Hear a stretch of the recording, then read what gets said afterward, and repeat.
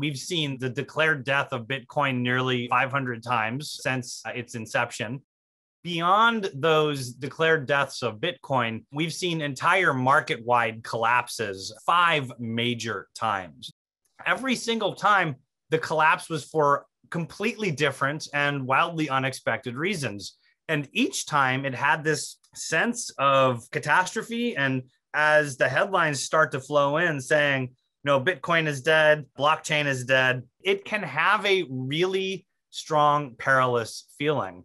Be mindful of what you are experiencing as it compares to the big picture. Each of the first 4 major resets not only were recovered from, but the industry recovered in an improved way. When Mt. Gox imploded in 2014, we saw the rise of trustworthy centralized exchanges. When the original DAO was hacked in 2016, we saw an increase in smart contract quality and perhaps more importantly, third-party security audits. When the ICO bubble popped in 2018, we saw the rise of DeFi. And in 2020, when we saw a heavy correlation between Bitcoin prices and traditional stocks in a downward trajectory, we saw from that a renewed interest of institutional money. Now, we don't know if we're going to learn anything from the Luna USD collapse. History would indicate that we will. I think there's already strong evidence that we are and already have. The one good thing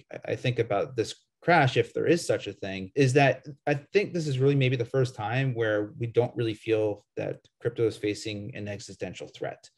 When the DAO hack happened, Ethereum in particular, people wondered if it was going to survive. When the ICO crash happened, Bitcoin probably had proven itself a little bit, but the whole idea of was crypto going to be anything more than that, or was it just a bunch of Ponzi schemes hadn't been proven yet?